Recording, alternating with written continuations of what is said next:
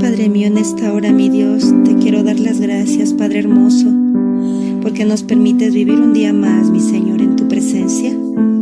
Gracias, Padre, por permitirnos escuchar de tu palabra, Padre.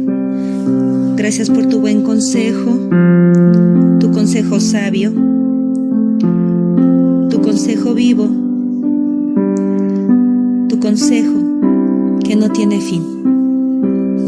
Gracias, mi Dios, porque podemos estar confiados, Padre, en que tú nos guardas, nos guías, nos libras de todo mal, Señor.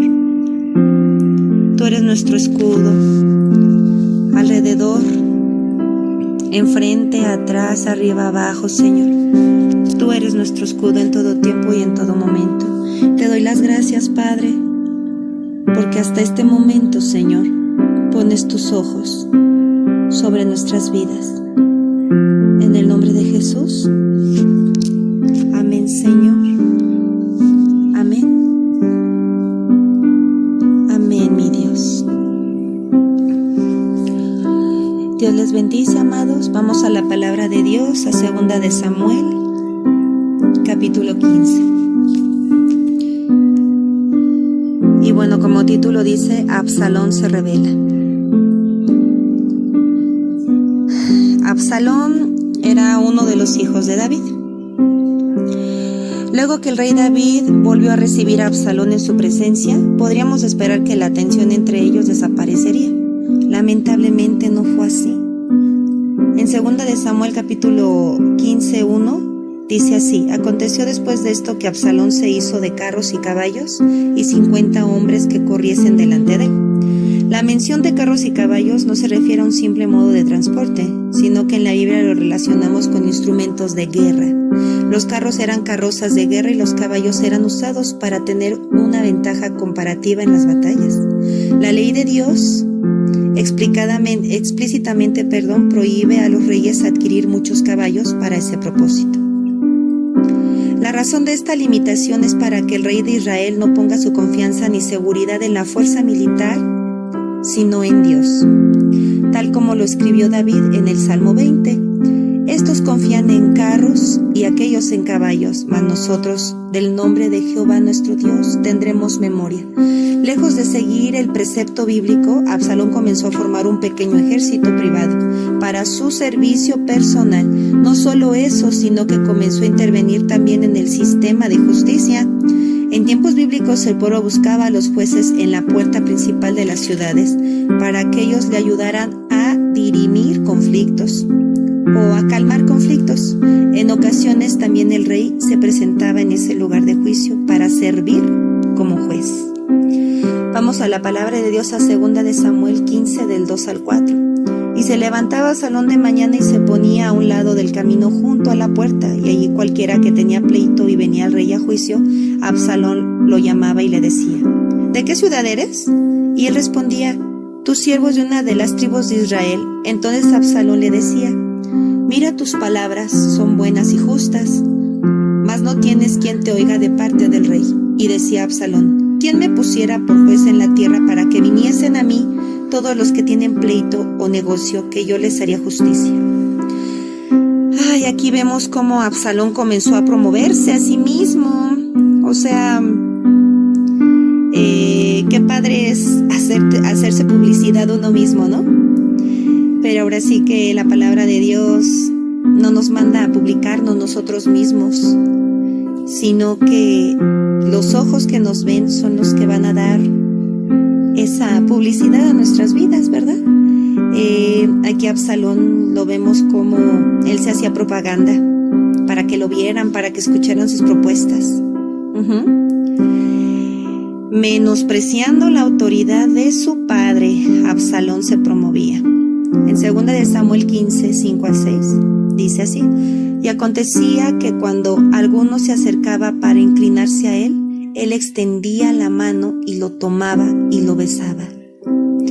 De esta manera, hacía que todos los israelitas que venían al rey a juicio, y así robaba a Absalón el corazón de Israel. Eso sucedió a lo largo de 4 años. No fueron actos furtivos, sino un plan elaborado de Absalón para usurpar el trono del rey David. Yo puedo ver aquí, no sé ustedes pequeñitos, pero un hombre con un corazón envidioso, un hombre con un corazón egoísta, ambicioso, querer ser más que su padre. Y pues no, así no son las cosas. El plan de Absalón, ante David, Absalón pretendía ser un buen hijo, pero la Biblia revela que sus intenciones no eran buenas. Absalón no estaba siendo un buen hijo, en realidad. Del capítulo 15, del 7 al 8, dice: al cabo de 4 años, aconteció que Absalón dijo al rey: yo te ruego me permitas que vaya a Hebrón a pagar mi voto que he prometido a Jehová, porque tu siervo hizo voto cuando estaba en Jesús, en Siria, diciendo: si Jehová me hiciere volver a Jerusalén, yo serviré a Jehová. Y el rey le dijo: ve en paz. Y él se levantó y fue a Hebrón. La verdadera intención de Absalón sale pronto a la luz. No hay nada oculto ante Dios. Dios, tarde que temprano, todo lo saca a la luz. No hay nada oculto ante los ojos de Jehová. Entonces envió Absalón mensajeros por todas las tribus de Israel, diciendo: cuando oigas el sonido de la trompeta diréis: Absalón reina en Hebrón. David comenzó su reinado en Hebrón, y fue precisamente ese lugar que Absalón escogió para usurpar el trono de su padre. ¡Qué barbaridad! ¡Qué corazón de ese hijo! Ese hijo no estaba haciendo la voluntad del padre. Ese hijo estaba codiciando un trono, un lugar. Absalón no solo engañó a su padre David, sino también a un grupo de 200 líderes de Jerusalén, en teoría. Ellos creían haber sido invitados para presenciar el sacrificio que el príncipe haría en Hebrón como cumplimiento de su voto a Dios. Pero en realidad Absalón quería dar la impresión ante todo Israel que él tenía a tantos líderes como sus aliados en la rebelión. En 2 de Samuel 15:11, y fueron con Absalón 200 hombres de Jerusalén, convidados por él, los cuales iban en su sencillez, sin saber nada. Ay, Dios mío, este hombre tenía un corazón muy duro. Advierten a David. Cuando creció el número de personas que estaban apoyando a Absalón, le avisaron a David sobre la rebelión que estaba provocando su hijo. Segunda de Samuel 15:13 dice así: y un mensajero vino a David diciendo: el corazón de todo Israel se va tras Absalón. Ante tal amenaza uno podría esperar que el rey reuniría a su ejército y saldría a apagar la rebelión. Sin embargo, ¿saben qué hizo David? David reaccionó de una manera muy diferente. ¿Sí se acuerdan que David fue el amado de Dios? David significa amado de Dios. David fue conforme al corazón de Dios. Y dice aquí: entonces David dijo a todos sus siervos que estaban con él en Jerusalén: levantaos y huyamos, porque no podremos escapar delante de Absalón. Daos prisa a partir, no sea que apresurándose él nos alcance y arroje el mal sobre nosotros y hiera la ciudad a filo de espada. A primera vista podría parecer que David estaba huyendo por miedo, pero no era así. Al final se hace evidente que el rey decidió salir de la ciudad para evitar una guerra civil y la muerte de muchos hermanos israelitas. ¡Qué corazón!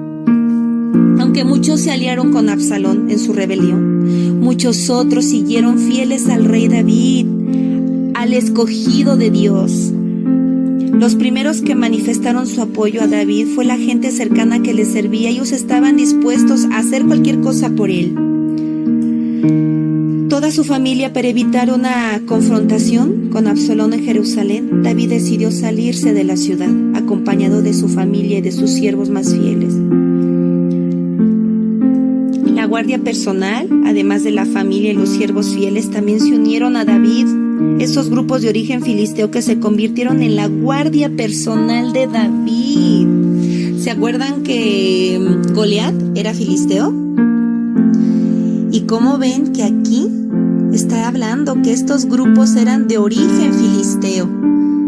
¿Pero qué creen? Eran la guardia personal de David, lo protegían. ¡Guau! Y dice la palabra del Señor que Dios nos da gracia delante del hombre. Entre esos extranjeros fieles a David se encuentra Itaí de Gad, que se unió a David cuando él dejó Gad. Luego de la muerte de Saúl, el rey David instó a Itaí a que se regresara a su casa, pero este no lo hizo. El geteo se había convertido en un fiel siervo de David, no lo dejó. También había levitas. Los principales sacerdotes siguieron a David llevando consigo el arca del pacto, la presencia de Dios. Cuando David vio que los levitas le seguían con el arca, él les pidió que la regresaran al tabernáculo de David, con la esperanza que el Señor le permitiría regresar algún día. Él tenía esa fe en que él iba a volver a ese lugar, a su lugar. Otra razón por la que David les pidió a los sacerdotes que se quedaran en Jerusalén es para que les sirvieran como ojos, no solo para mantenerle informado de los acontecimientos, sino que también le transmitieran alguna palabra profética del Señor.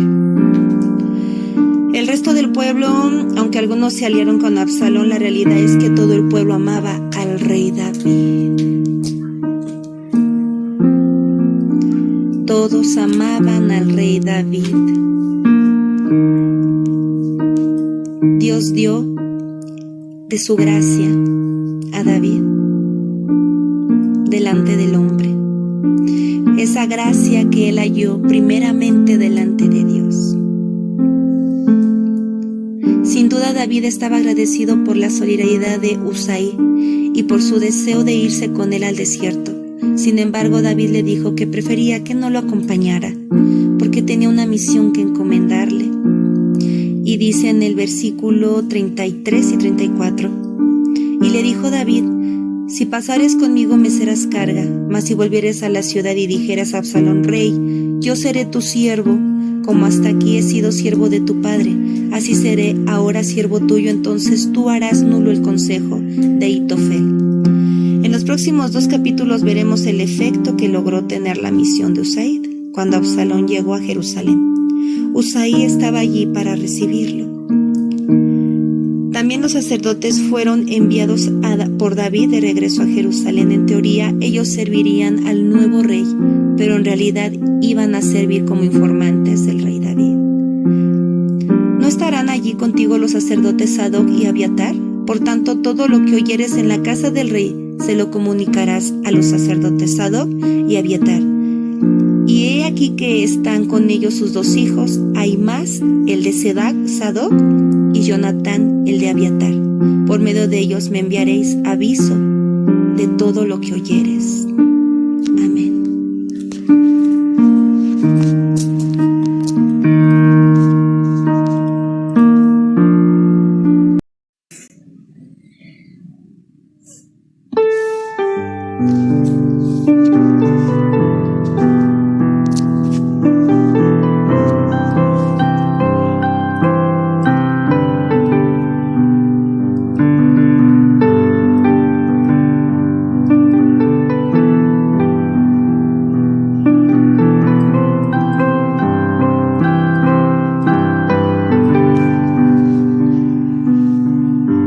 Segunda de Samuel, capítulo 16. Aquí vemos cómo Siba delató a Mefiboset. Quiero decirte que los hombres grandes siempre deben sospechar de los halagadores y deben cuidar de oír ambos lados. Vemos en este capítulo cómo David soportó las maldiciones de Simeí mucho mejor que los halagos de Siba, porque estos lo llevaron a juzgar mal al otro, y aquellos lo llevaron a juzgarse a sí mismo en forma justa.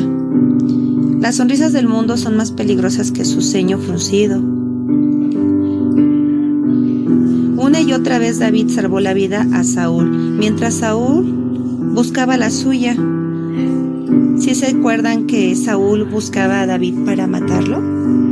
Saúl tenía envidia de David, porque David era el ungido de Dios. Pero la inocencia no es defensa contra la maldad y la falsedad. Ni tampoco tenemos que hallar raro que nos acusen precisamente de aquello que hemos evitado con sumo cuidado. Bueno es para nosotros que los hombres no sean nuestros jueces, sino aquel cuyo juicio es conforme a la verdad. El juicio del hombre no es el correcto. El hombre juzga por lo que ve por fuera. Dios pesa el corazón. A Dios le importa lo que hay dentro de nosotros.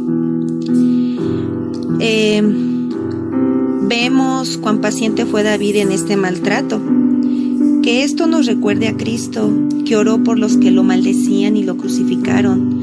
El espíritu humilde volverá los reproches en reprobación y sacará algo bueno de ellos, en lugar de ser irritados por ellos. Quiero decirles que David ve la mano de Dios en esto y se consuela con que Dios sacará algo bueno de su aflicción. Podemos depender de Dios para recompensar no solo nuestros servicios, sino nuestros sufrimientos. Les repito, podemos depender de Dios para recompensar no solo nuestros servicios, sino nuestros sufrimientos. Dios ocupa tanto lo bueno como también lo difícil que hay en nuestras vidas.